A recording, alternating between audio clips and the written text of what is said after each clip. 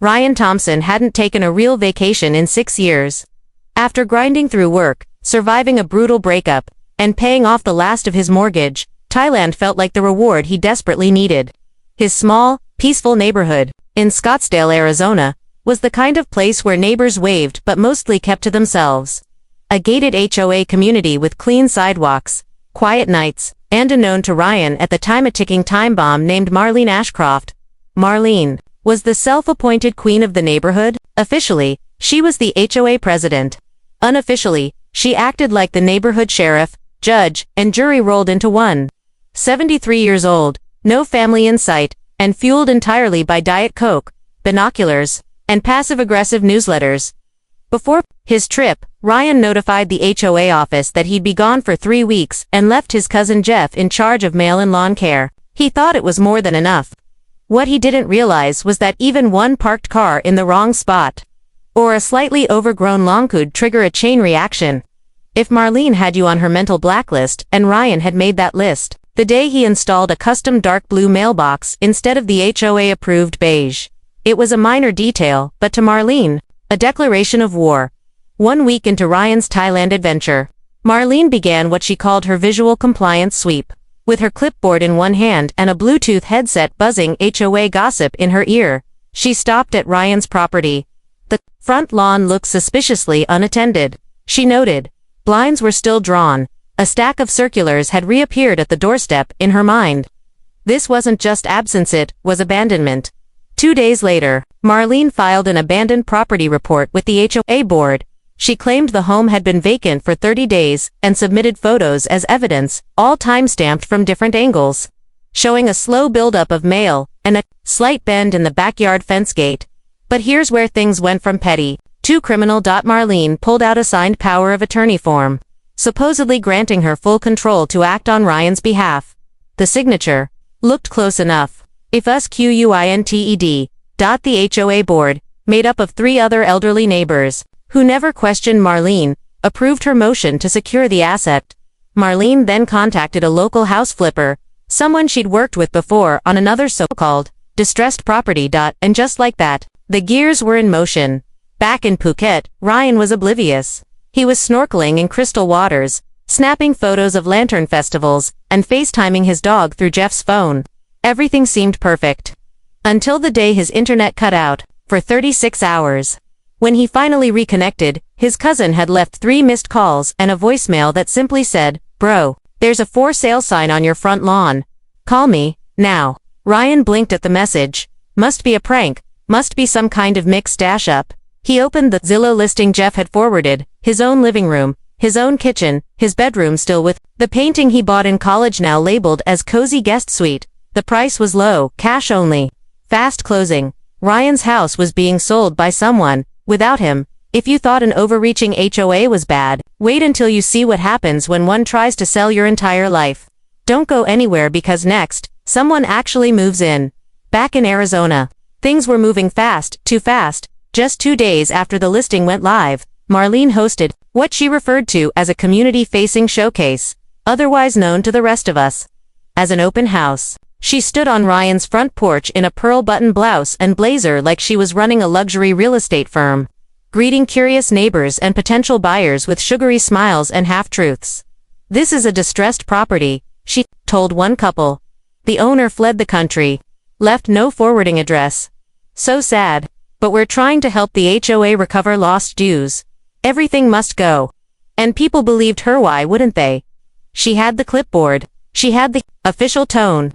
She even had a forged document stapled on a lawn signpost, titled, "Notice of Abandonment." But not everyone was buying it. Horkan Abada, Ryan's next-door neighbor, had lived on that street for 15 years. He knew Ryan, had beers with him, borrowed his ladder, watched him obsessively mow every Saturday morning like it was a ritual.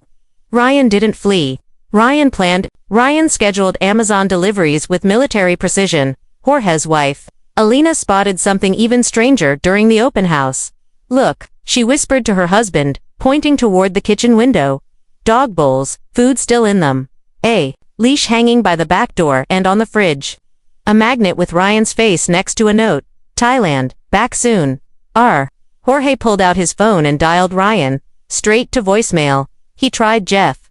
No answer. He asked Marlene what was going on. Marlene didn't even blink. Excuse me, Jorge, but unless you're a licensed buyer or a board member, I suggest you refrain from interfering, or I'll have to report you for harassment. You're already 2 days late paying your landscaping fee. That was Marlene's style. Bully with a smile, threaten with rules only she knew how to bend. The couple who bought the house, a young family from Tempe, were told it was a foreclosure sale managed by the HOA, a rare opportunity in a stable gated neighborhood. They never questioned why there were still framed family photos on the shelves. They thought it was just bad staging. The sale moved faster than anyone expected. The buyers paid cash. No mortgage, no waiting, and just like that, the deal was done. When Jorge asked around, no one could explain how the HOA had the power to sell a private home. The only response came in the form of a newsletter sent the next morning stating, per HOA Emergency Clause 12A, certain abandoned properties may be managed and transitioned to maintain community values. Jorge had never heard of Clause 12A, neither had anyone else. That's when he did the only thing he could think of. He called the local news tip line. Then, he called the sheriff's department. Then, he called a lawyer. But none of it moved fast enough. By the time Ryan stepped off his 14-hour flight and grabbed his Uber home, someone else's name was on the mailbox. He arrived to see a moving truck in his driveway. 2 kids were riding scooters across his front porch. A woman was arranging pillows on his old couch, and a man mid-30s, holding a clipboard, looked up and smiled. "You must be the previous owner," he said politely. "Hey, appreciate the quick close." Marlene made this really smooth. Ryan just stood there, bags in hand, jaw hanging open. Ever come back from vacation and find someone else living in your house? Yeah, that's just the beginning. Stick around next. Ryan calls the cops. And it doesn't go how you think. Ryan Thompson stood frozen on his front lawn, suitcase still in hand, staring at the scene unfolding in front of him, his furniture being unloaded by strangers, his backyard grill, his patio chairs, the lamp he built in college, all of it being claimed by people who smiled like they had every right to be there. A little boy tugged on his pant leg. "Are you the guy who left your dog leash? My mom said we could keep it." Ryan couldn't speak. The man with the clipboard stepped forward. "Look, I know this is weird. Marlene told us there might be someone who emotionally hadn't let go of the house." "Emotionally what?" Ryan managed to say. "I'm Dave," the man offered, extending a hand. "We bought the place. HOA said it was a bank-free fast-track deal. Said you left the country and didn't want to deal with the hassle of selling it yourself." Ryan blinked. "I own this house. I never agreed to sell it." Dave's face paled. "Wait, what?" Within minutes, the scene turned chaotic. Dave's wife came out, confused. The movers stopped working. Ryan was frantically trying to pull up mortgage documents on his phone. He opened his banking app. Everything was auto-paid. He was current on every bill. Finally, Ryan did what anyone would do. He called the police. 2 officers arrived within 20 minutes, lightsoff.com, but cautious. Ryan explained it all: his vacation, the new owners, the missing paperwork, the fact that his furniture was still inside the house. The senior officer nodded, then turned to Dave. "You have a deed." Dave handed it over. Sure enough, it was clean, county stamped, registered. The name on the deed wasn't Ryan Thompson anymore, it was David and Carol Jensen. "I'm sorry, sir," the officer said carefully, "but as far as property rights go, this house legally belongs to them now. If you believe the sale was fraudulent, you'll need to go through civil court. This isn't a criminal matter." Yet, Ryan nearly laughed. "Someone forged documents to steal my house, and that's not a crime." The cop looked uncomfortable. "It could be, depending on what you find. But right now, we can't remove them." Ryan was told to leave his own home. The one he'd lived in for 11 years. The one he'd painted by hand. The one where he buried his dog's ashes under the oak tree in the backyard. He drove to his cousin Jeff's apartment. In stunned silence, no one said a word. Jeff offered him a beer. Ryan just stared at the wall. "How is this real?" he finally muttered. "How can someone sell my house without my consent?" Jeff shook his head. "You said the HOA was notified you'd be out of the country, right? I emailed them. Even left a hard copy in the Dropbox." Jeff stood up and grabbed his laptop. "Then let's find out what happened. Someone signed your name. Let's track the paper trail." The next morning, Ryan and Jeff drove to the county recorder's office. It was a beige building with flickering fluorescent lights and an old vending machine that still sold Pepsi in cans. They requested all records related to Ryan's address. When the clerk handed over the packet, Ryan flipped to the back pages and froze. There it was. A scanned power of attorney, notarized in his name, dated 2 weeks ago, while he was 8,000 miles away. Ryan stared at the signature.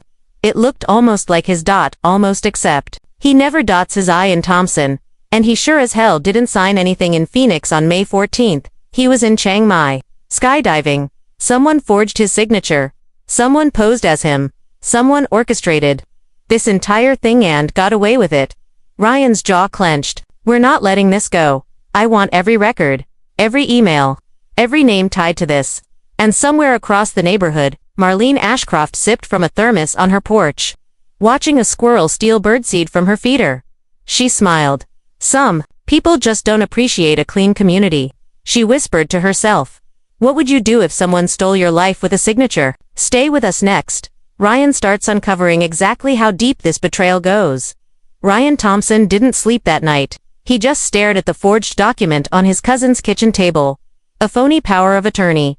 A fake notary stamp.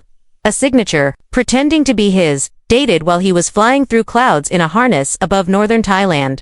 It was fraud. It had to be. But how had it passed? How had it slipped through so many official systems unnoticed? Jeff leaned back in his chair and cracked his knuckles. We need a lawyer, he muttered. And someone who knows how to break through bureaucratic garbage. Ryan nodded. I know just the person. Her name was Tamika Green, a known-sense paralegal with a sharp tongue and a sharper memory. She once helped Ryan sort through a bad insurance claim years ago, and she didn't believe in coincidences. When she saw the documents, her brow furrowed. This ain't just a case of lazy paperwork, she said flatly. This is layered. Intentionally, someone wanted this to look real. She scanned the documents, flipping pages like a detective at a crime scene. This notary number is expired, she said, pointing at the bottom right corner. And this witness, he's listed as Kyle Brown, but the signature says Kevin. She looked up. This was sloppily done, because whoever did this thought no one would ever challenge it. Tamika was right, because when Ryan tried to get answers from the HOA, the door slammed harder than he expected. He emailed, no reply. He called. No response. He even showed up at the HOA office, only to find it locked during business hours. When he finally caught someone slipping in through the side entrance, they told him, you'll need to speak with our legal rep. That rep, Marlene's nephew, Travis Ashcroft, a real estate attorney with a mile-wide ego and a paper-thin ethics record. His firm had processed the sale. He claimed everything was above board and refused to show any internal HOA communications, privacy clauses. Everywhere Ryan turned, doors closed. Voices silenced, heads turned away, so Tamika turned to what no HOA likes to be reminded of: public records. The HOA was registered as a nonprofit corporation, and its board meeting minutes, by law, had to be archived. So she dug. She combed through PDFs, buried on outdated HOA websites. She scrolled through endless scanned documents with typos, coffee stains, and half-missing pages, and then 6 months back she found something. A meeting labeled Special Emergency Session. The agenda item, expedited, transfer of dormant properties, pilot program. Attached was a memo, written by Marlene Ashcroft. The memo claimed the HOA could invoke Clause Dozy to secure and reallocate unattended homes if owners failed to respond to written notices within 30 days. But here's the thing.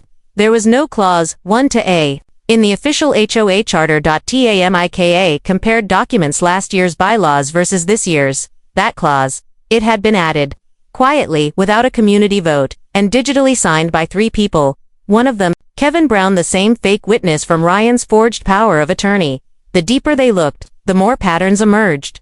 This wasn't the first distressed sale Marlene had managed. She'd overseen at least 2 others in the last year, both involving elderly homeowners who had temporarily moved out for assisted care. Both homes had been sold to investors connected to Travis Ashcroft. Ryan stared at the screen, stunned. She's running a flipping scheme. Through the HOA, Tamika nodded, and she's using her board position to make it look legal. Jeff paced the room. So what now? Can we stop this? Tamika smiled for the first time in hours. We're way past stopping it. We're going to blow it up. Ryan began documenting everything: emails, call logs, property records, timestamps, flight itineraries, witness statements, and next. He was going public. Want to see what happens when a homeowner fights back against corruption? Stick around, because in the next part, Ryan takes this straight to the media. While Ryan gathered evidence and Tamika built a timeline of the fraud, the HOA office stayed eerily quiet. Marlene hadn't responded to a single email, phone call, or inquiry from Ryan's lawyer. She was silent but not still, behind her manicured, lawn and motion-triggered porch lights. She was spinning new narratives. She began sending letters to neighbors, claiming Ryan had abandoned the house and refused to pay back HOA fines.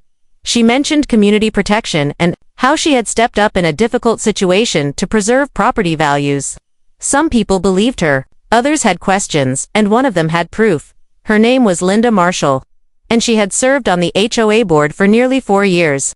Quiet, polite, and often overlooked, Linda rarely spoke at meetings, but she saw everything.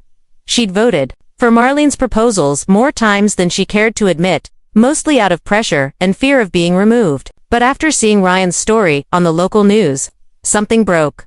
She walked out of her house at 9 p.m. on a Thursday with a USB drive in her pocket and slipped it into Jeff's mailbox. No note, no explanation, just a name written on the back in Sharpie: Ryan. When Ryan and Tamika opened the files, their eyes widened.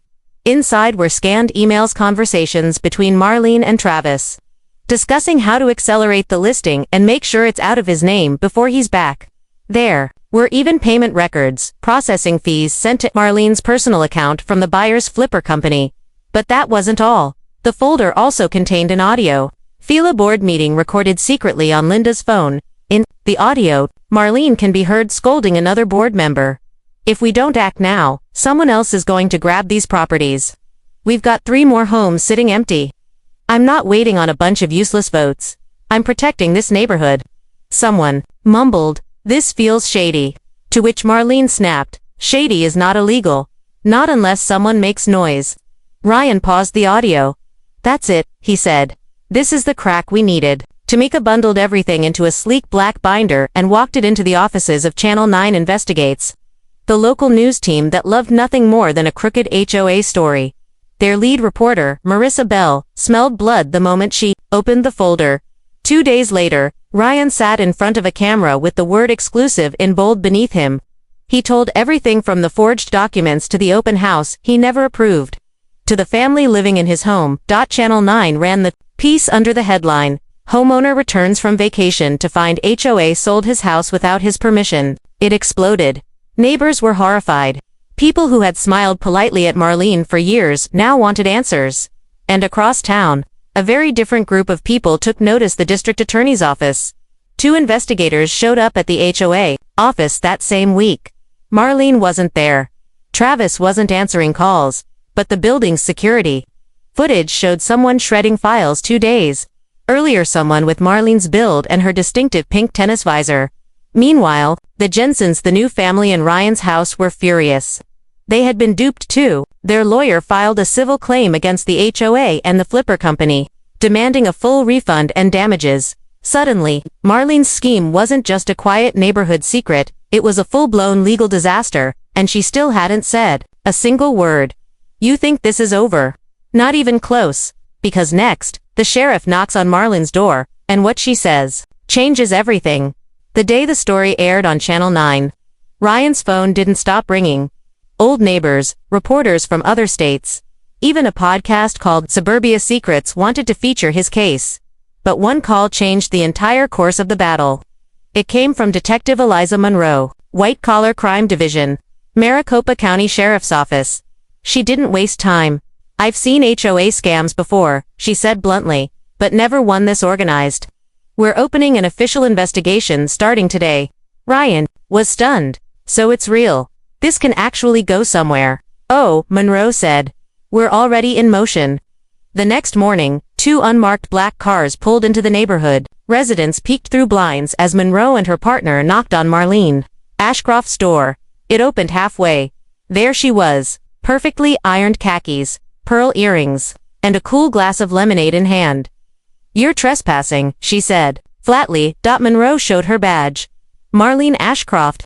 We'd like to ask you some questions regarding a property transfer involving 1047 Olivewood Court. I've already spoken to my attorney, she replied, stepping back inside.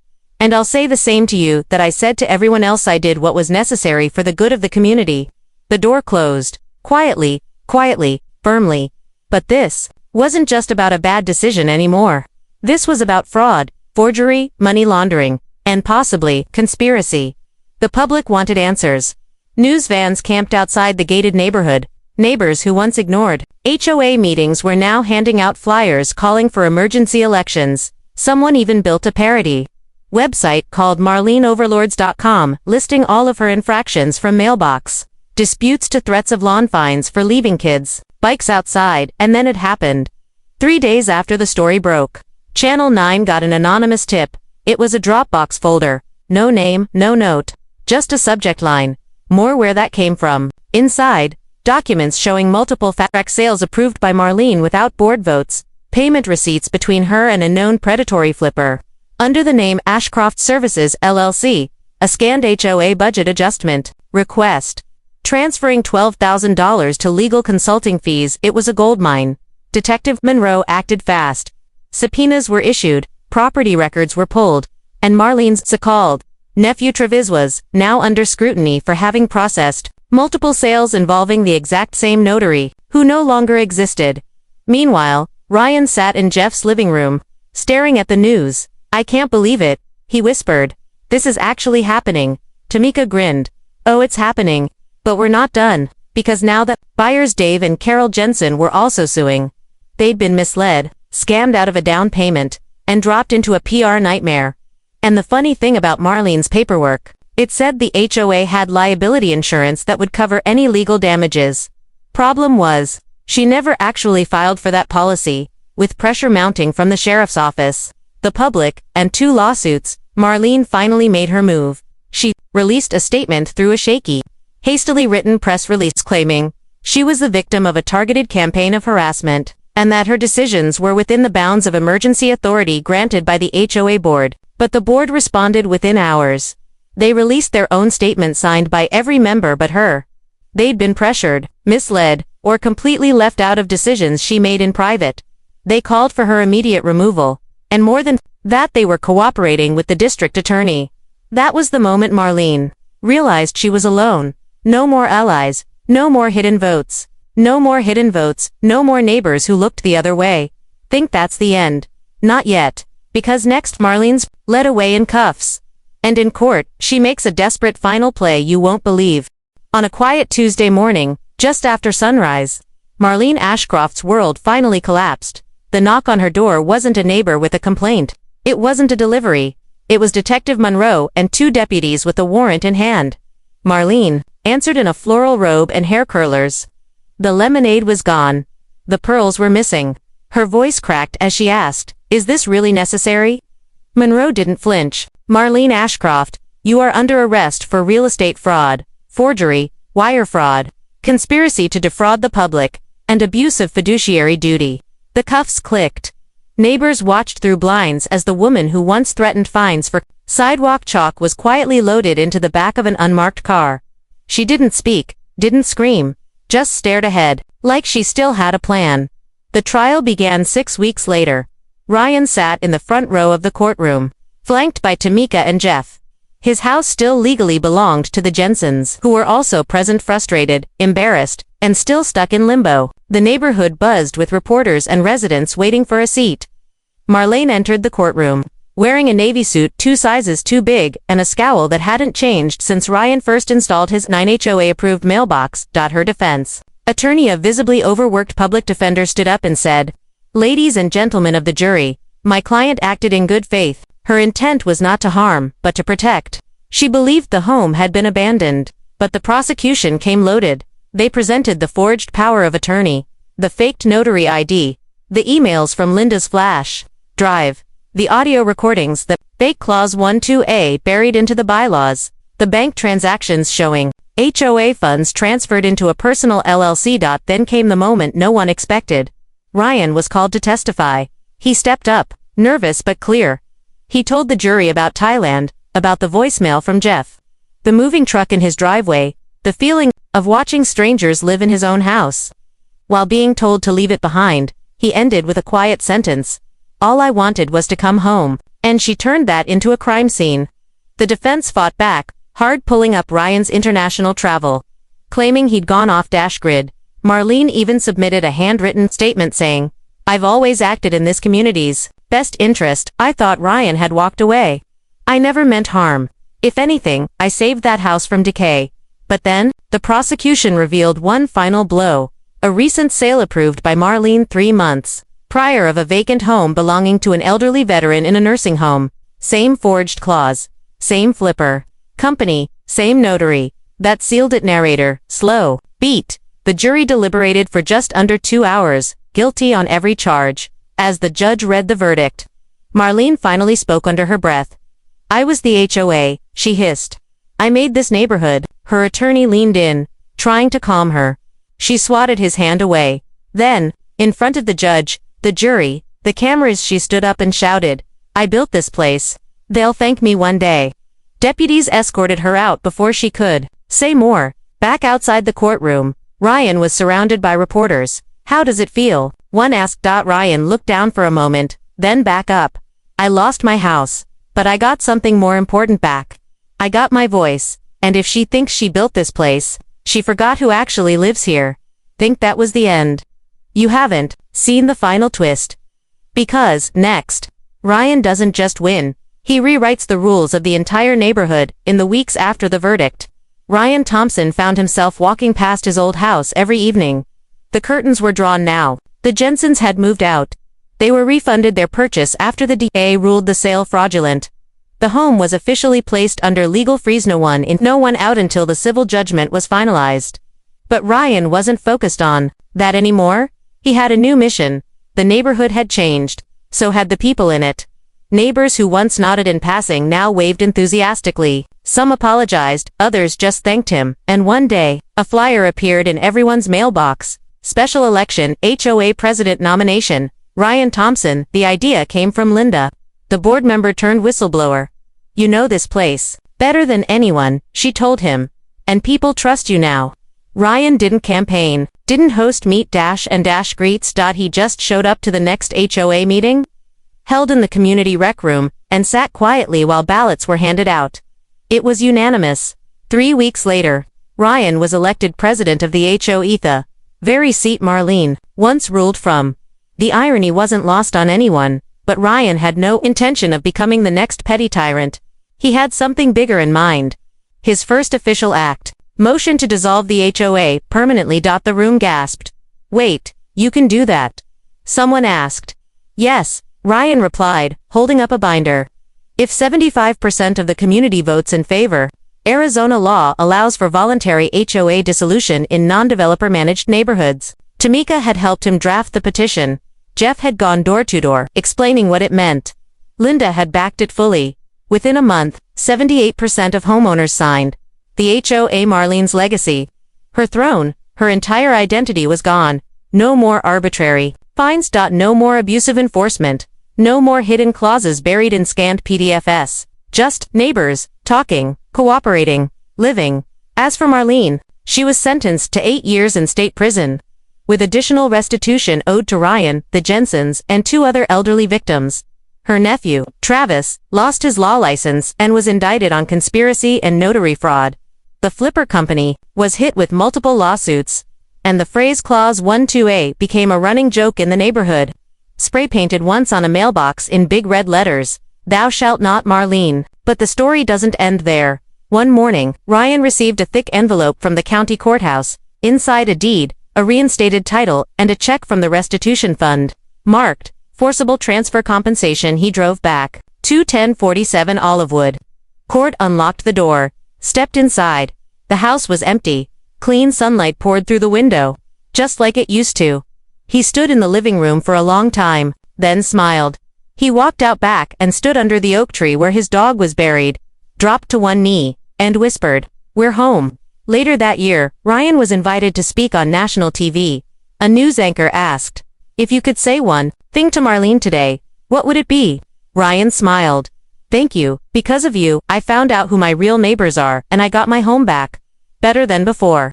Sometimes the people who try to take everything from you end up handing you something more powerful than you ever imagined. A voice, a choice, and a community that finally woke up. Ever had to fight for your home, your rights, or your peace of mind? Drop your HOA horror story in the comments and don't forget to like, subscribe, and share. Because somewhere out there, another Marlene is watching.